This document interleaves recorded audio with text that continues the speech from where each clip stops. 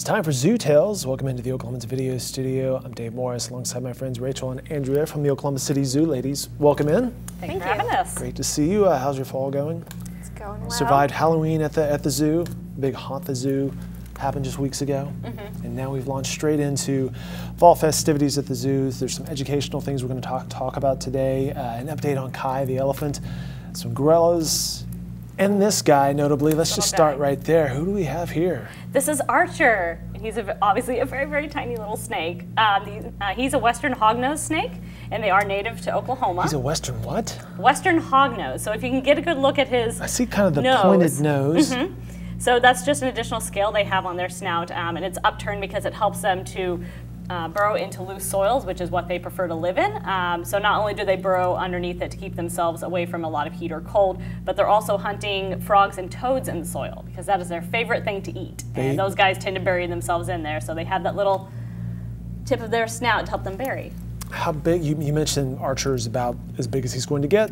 He might get a little bit bigger. So males are typically smaller than the females. So the males might get about 1.5 feet, maybe 2 feet long, and he's probably not even a foot yet. And the females can get up to 3 feet. So he's got a bit of a ways to go, but he's not going to get too terribly big.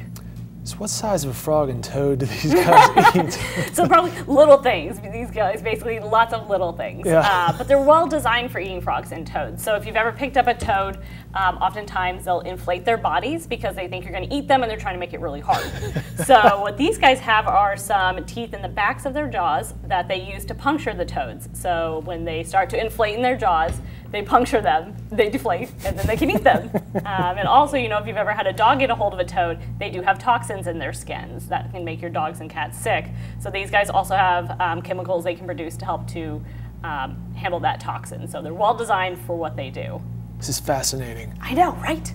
And he is just amazing. Look at how calm he is. It's all part of Sneaky Snakes. It's part of one, we mentioned education programs. You have a toddler education program geared towards snakes? Yep, so we have one every month, and they're very engaging, very educational for toddlers, you know, that are kind of learning the world. So that one will be kind of snake-based. So Archer here, they may see him. He is one of our education ambassador animals. So Congratulations, Archer. You may get to see a lot of toddlers. It'll be very exciting. That is coming up December 13th and the 20th at the zoo. I believe so. But we also have a bunch of other educational programs going on right now. So in particular, our schools out day camps are coming up. So with all the holidays, you know, kids have a bunch of days off from school that the parents still have to work. So, you know, you're thinking, what are you going to do with your kids all day? Well, you can send them to the zoo. So they are all day camps. We have 3 days in November, the 3 days prior to Thanksgiving, and then a couple days in December. So they're all day for ages 4 to 11. Each day is themed so they can go on and learn. Like there's a day related to Oklahoma animals, to animals in trees, to owls, and they can sign them up for those. You know, they'll go out into the zoo, they'll see ambassador animals like Archer here, so it's really active and educational. Really so I see Archer working the tongue there. Is he a poisonous guy? So he is not venomous. So with these guys, the term would be for venomous. I like that. So poisonous is anything that you ingest. So like poison dart frogs are poisonous because you eat them, and then they have poisons in their skin that is going to affect you. So these guys inject, so they are venomous. But it's a very mild one. So it's one that if he did bite me, which he's probably not going to do, he's very calm, it's not going to affect me at all. It's very minor. Again, the things they're eating are really small. They don't really need something super toxic. But his tongue is going because these guys will smell and taste the air with that tongue. So he's picking up little tiny molecules in the air and getting to smell and taste that way. Rachel, your thoughts on Archer? It's pretty cute. Pretty cute. And then we have one more program that people can come out to do. So in a few days, we have a Boy Scout overnight called Zoo Done It, kind of like Who Done It. Cool. And then we have the Girl Scout version that will be next month. And so they can come, and it's an overnight thing, and we'll have a bunch of clues. One of our rooms has been ransacked, and we'll have a lot of clues, and they can use their knowledge about animals to figure out which of our animal ambassadors is the culprit. Very cool. I like all that. You can find more information on the website at okczoo.org. Plenty of schedules and ticket information can be found there. I'm fascinated by Archer here. He came in a cooler. Is that the preferred mode of transportation, and why? So it's just a really good containment for them, particularly in the winter right now. So these guys are ectothermic, which means they can't produce their own body heat like we can. So we got to try to keep them really warm. So inside of his cooler with him, we have a heat source that's in there. And so that combined with, yes, this right here, it's called a Snuggle Safe. And Chase it's hooking us up with the Snuggle Safe. So they're designed for like dogs and cats, and you just heat it up in the microwave, you put it in its little fleece thing, and it's a nice warmer for them. So we stick that in the cooler with him.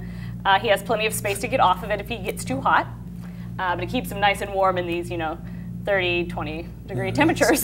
Too cold for me. I can only imagine for this guy. That's fascinating as well. Interesting stuff. All right, we mentioned last time Chase was joining us last month on Zoo Tales, an update on Kai the elephant.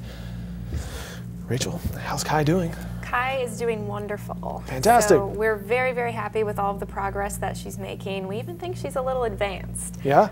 She is about a month old, a little over. She was born October 9th.